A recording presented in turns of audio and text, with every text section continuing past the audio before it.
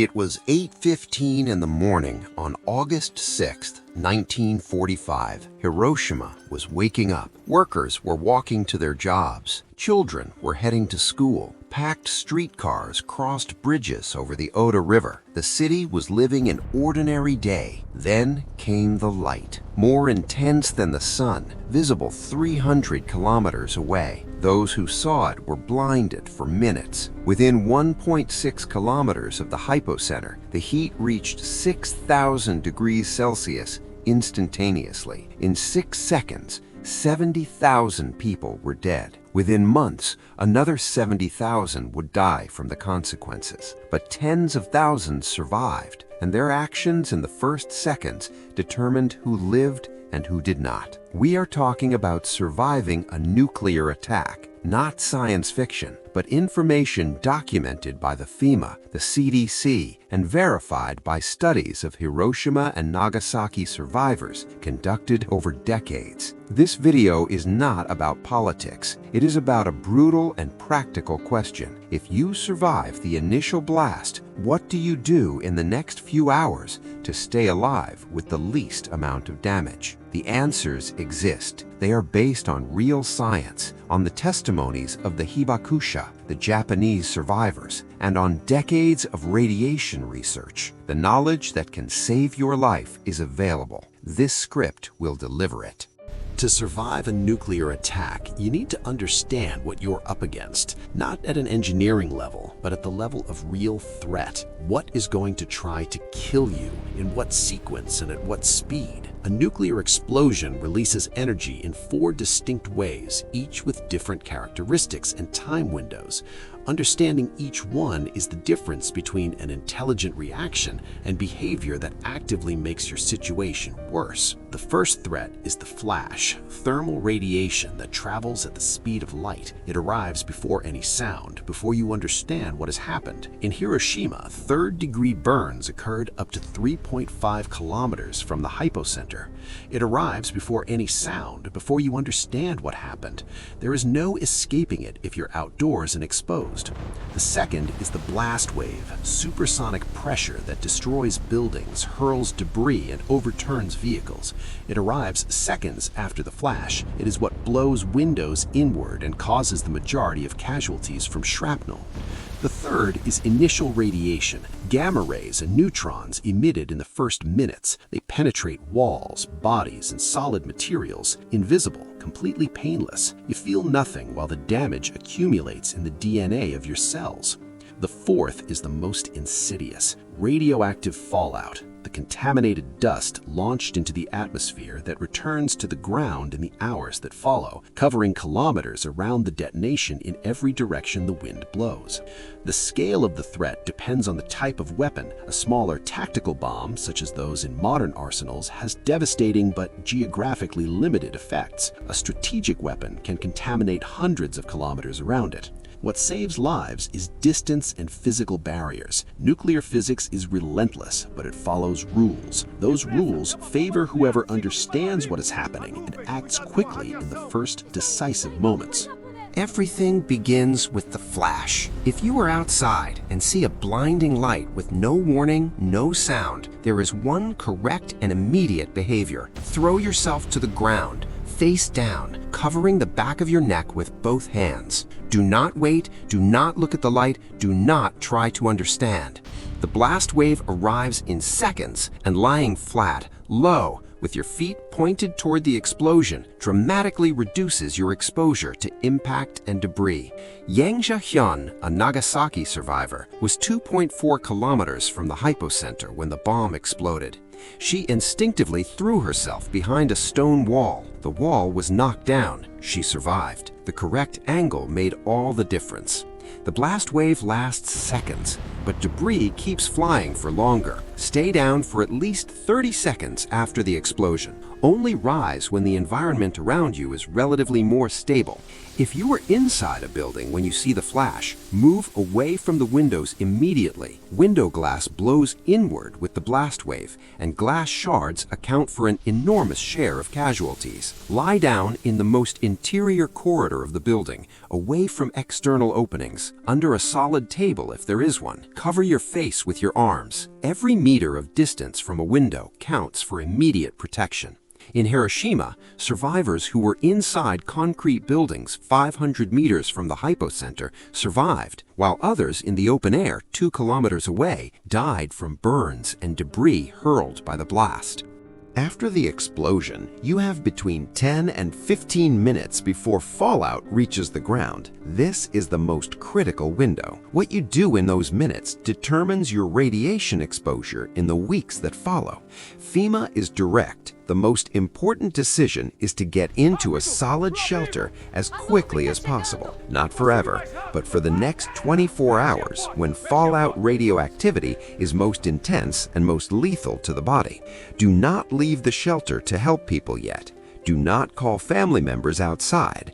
Do not try to retrieve belongings. Fallout radiation in the first minutes can be lethal in cumulative doses, accumulated over just a few minutes of outdoor exposure. The central concept is simple. Put as much material as possible between yourself and the outside. Concrete, brick, earth, and water absorb radiation. Thin wooden or glass walls offer minimal protection against lethal gamma rays. The most effective shelters in decreasing order of protection: the basement of concrete or brick buildings, the interior of multi-story buildings away from windows, subway tunnels and underground garages, and the center of any solid building available. FEMA estimates that an adequate shelter reduces radiation exposure by up to 200 times compared to being outdoors without protection. The difference between the right shelter and no shelter is literally the difference between life and death. Studies published in the journal Science in 2010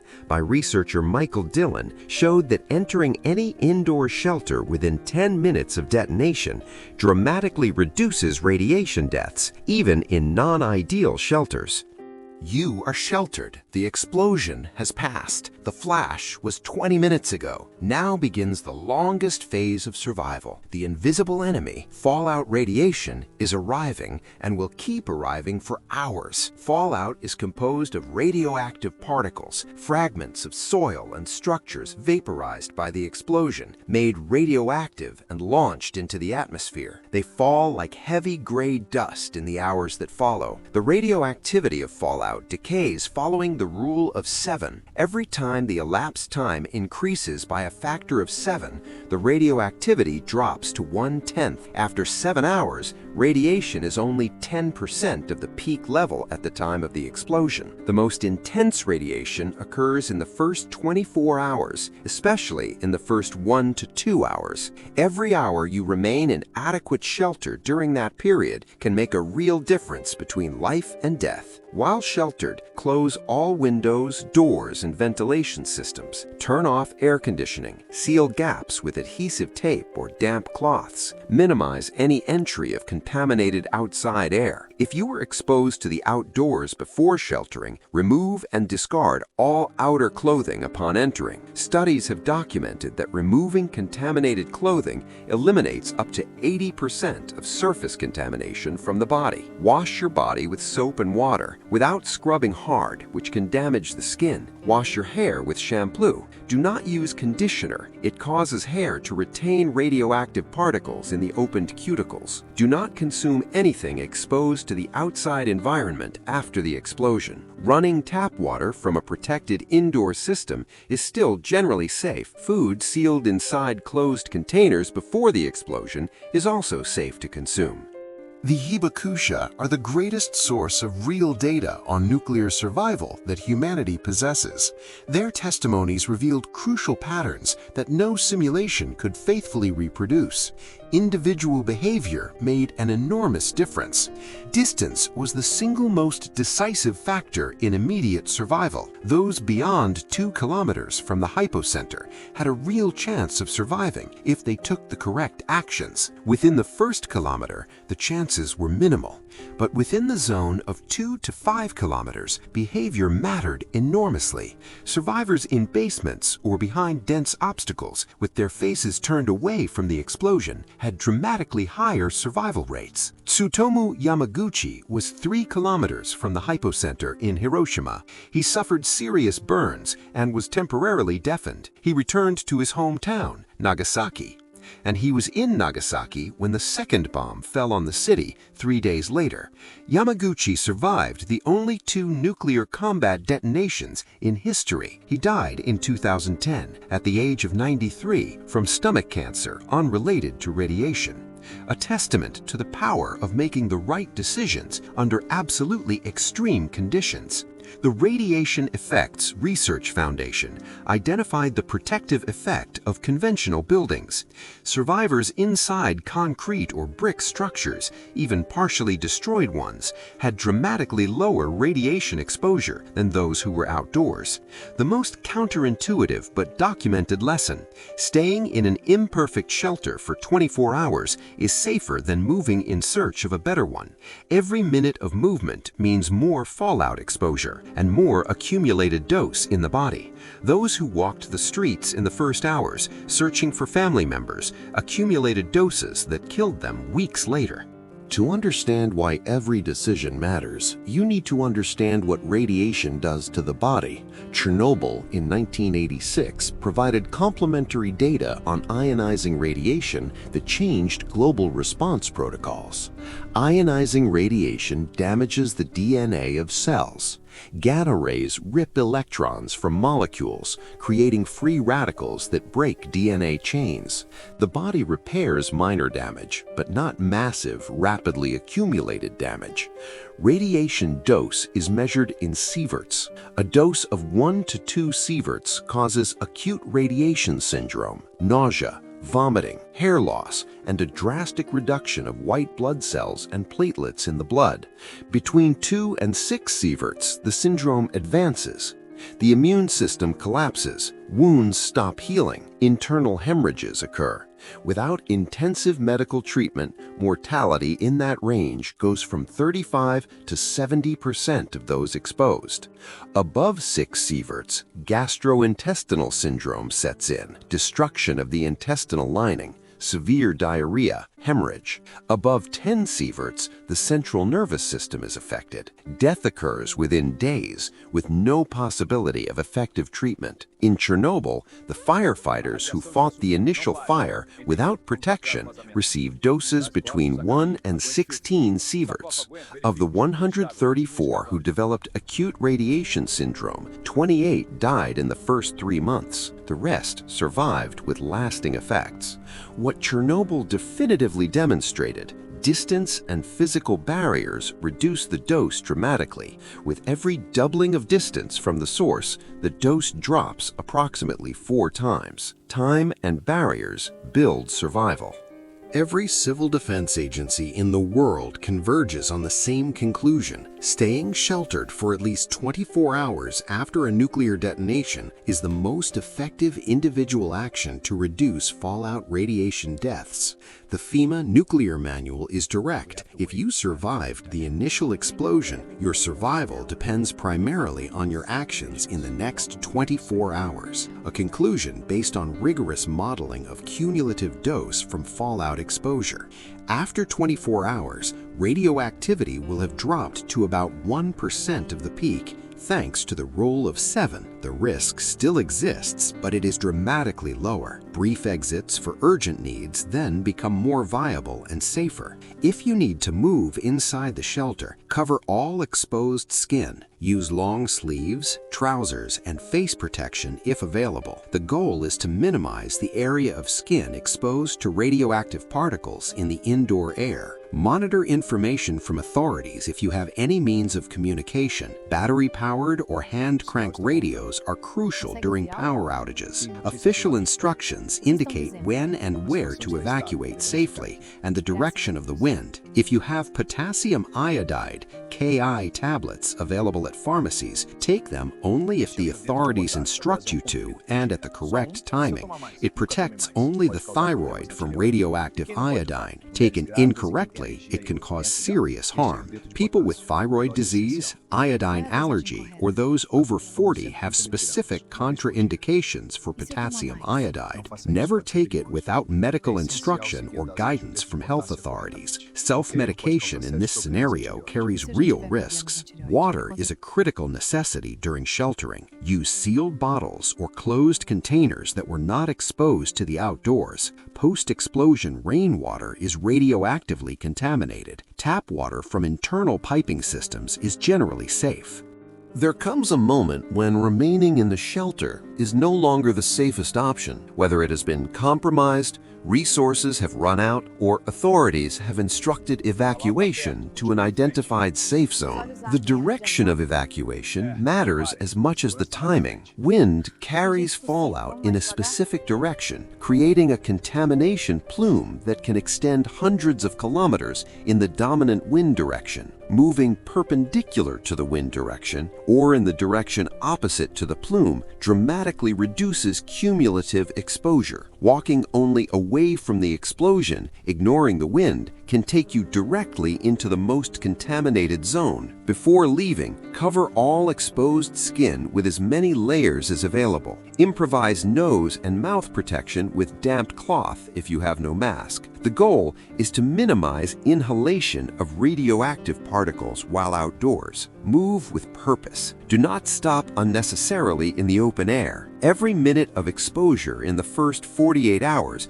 accumulates a radiation dose. Plan your route before leaving and execute it with the least possible time of exposure. If you must cross areas with visible fallout, gray dust on surfaces, avoid stepping on it. Do not touch contaminated surfaces. Do not bring your hands to your face. Upon reaching the next shelter, repeat the full decontamination procedure. Vehicles offer relative protection during evacuation. A standard car reduces radiation dose by approximately 50% compared to being in the open air. Closed windows and recirculated internal ventilation improve that protection even further. Surviving the immediate fallout does not end the crisis. The following weeks present different threats: contamination of food and water, infection risks from a weakened immune system, and medium-term effects of accumulated exposure. Leafy vegetables, lettuce, spinach, cabbage, absorb radioactive particles deposited on their surface and should be avoided.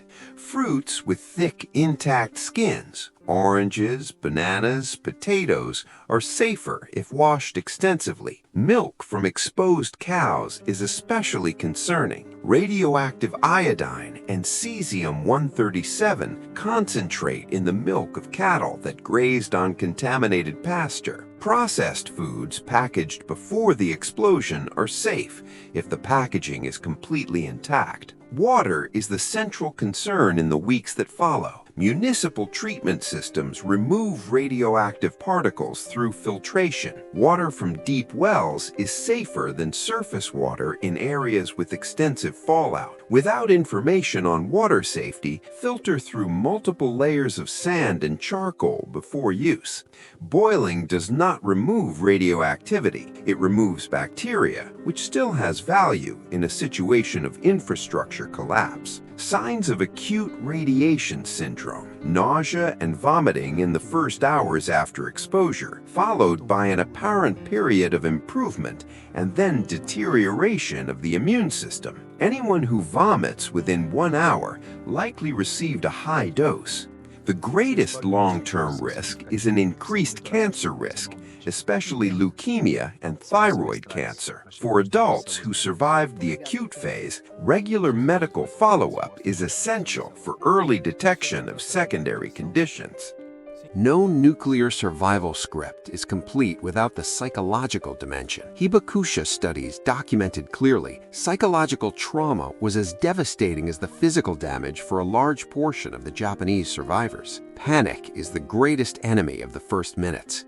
In situations of extreme terror, the tendency is paralysis, instinctive flight, or herd behavior. Anything the nervous system imposes without the filter of reason. Prior mental training changes the response pattern. People who have a plan, even an imperfect one, make better decisions than people with no reference at all for what to do first. Having watched content like this already makes a real difference.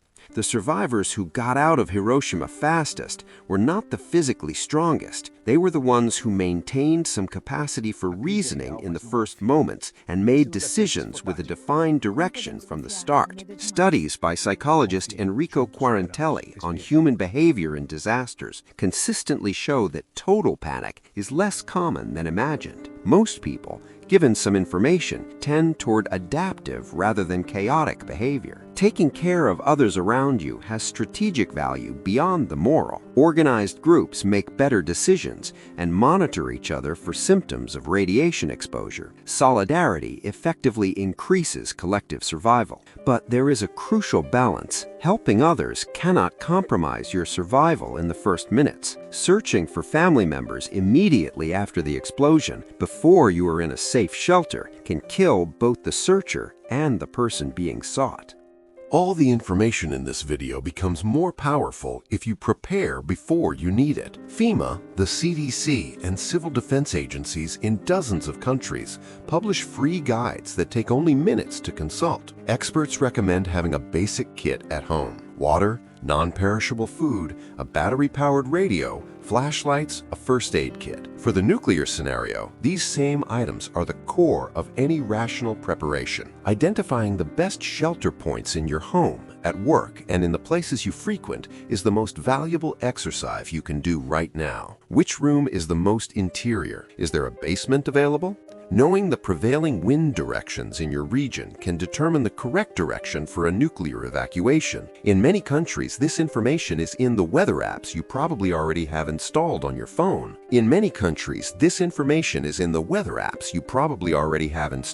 Communication collapses quickly in emergencies. Establishing a family meeting point and an out-of-area contact before any emergency occurs is one of the preventive actions with the greatest documented impact. Preparing is not paranoia. It's the same reasoning as having a fire extinguisher at home or a first aid kit in the car. Nuclear emergencies have low probability, but consequences so high that minimal preparation carries enormous expected return. Countries that have invested in a civil preparedness culture, such as Japan, Switzerland, and the Scandinavian countries, have populations that know what to do in nuclear emergencies. This knowledge, passed on in schools, saves lives in a documented way. Potassium iodide is available at pharmacies in many countries. Having a supply and knowing how to use it correctly is low-cost preparation, but never take it without authority instructions. It has important contraindications.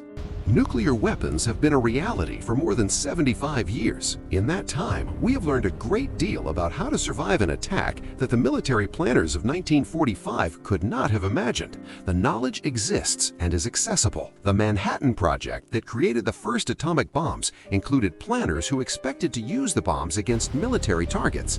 The scale of civilian destruction in Hiroshima and Nagasaki and the survival pattern of those who sheltered surprised everyone. The Cold War decade produced an entire industry of nuclear survival research. Government bunkers, evacuation simulations, dosimetry studies, civil defense programs, a massive and systematized body of knowledge. Much of that knowledge was classified for decades, but studies from FEMA, the CDC, Japan's RERF, and European civil defense agencies are publicly available, and they consistently say the same thing: preparation and correct behavior save lives. Demystifying nuclear attack is not normalizing the unacceptable. It is the opposite, giving people the ability to survive what no one should face, transforming the incomprehensible into known parameters and learnable responses. The ultimate goal is not for nuclear attacks to happen. It is that, if the unthinkable occurs, as many people as possible have the tools to survive, because every person who survives is proof that life can continue after the worst. Knowing the basic physics of nuclear survival, distance, barrier, time is as important today as it was in 1945. The weapons exist. The knowledge to survive them also exists. The question is who chooses to learn before they need it. The Hiroshima experience demonstrated that humans are extraordinarily resilient when they have information. Tens of thousands survived Hiroshima and Nagasaki. Many had children, grandchildren, great-grandchildren. Life continues when there is knowledge. The greatest gift this video can offer is not a guarantee of survival. It is the real and grounded sense that you are not completely defenseless, that you know what to do, that you have a plan. Studies of Hiroshima survivors showed that many who received moderate radiation doses and took the correct actions in the first hours lived long and relatively healthy lives in the decades that followed, not by luck, by knowledge and action. Follow-up studies of Hiroshima survivors showed that many who received moderate doses and took the correct actions in the first hours lived long and relatively healthy lives in the decades that followed. The physics of fallout is predictable, the window of protection exists, and the correct actions have measurable impact, documented across decades of serious studies. Knowledge is the difference between a statistic and a survival story. At 8:15 on August 6, 1945, Hiroshima had 350,000 inhabitants. By the end of the year, between 90,000 and 140,000 had died. Tens of thousands survived. What they did in the first moments made the difference. The message of this video is not about the apocalypse. It is about something more important. You have more agency than you think. Information, preparation, and correct actions in the first minutes save lives, even in nuclear catastrophes. Civil defense agencies have reached a conclusion that contradicts popular imagination. Nuclear attacks are not automatically extinction events. For most people outside the immediate zone, survival is possible with the right actions. What kills is not just the bomb, it is the lack of information. People who did not know to take shelter, who are unaware of the rule of 7, who did not know that removing clothing reduces 80% of contamination, those people die unnecessarily. Hiroshima cannot be undone, but your knowledge can be updated. Leaving this video with the basic plan, flash, ground, shelter, 24 hours, and decontamination is the difference between being a victim and being a survivor. History records the dead with numbers, but survivors have names, stories, and descendants. Tsutomu Yamaguchi survived 2 atomic bombs, not by luck alone, by making the right decisions at the right moment and refusing to give up. Psychological disorders were documented at high prevalence among the Hibakusha, both from direct trauma and social stigma. Many found it difficult to marry or work in post-war Japan. Informed communities treat survivors with greater dignity. This information exists thanks to decades of study and the testimonies of the Hibakusha, who transformed tragedy into applicable knowledge. Honor that work by knowing it and by sharing it with those you want to see survive, because the best tribute we can pay to the dead of Hiroshima and Nagasaki is not a monument. It is not repeating the mistakes that made the devastation worse than it needed to be. Knowledge and preparation are that tribute. I am Frank, observing the past so that we may understand the present, and together we keep history reborn. See you in the next era.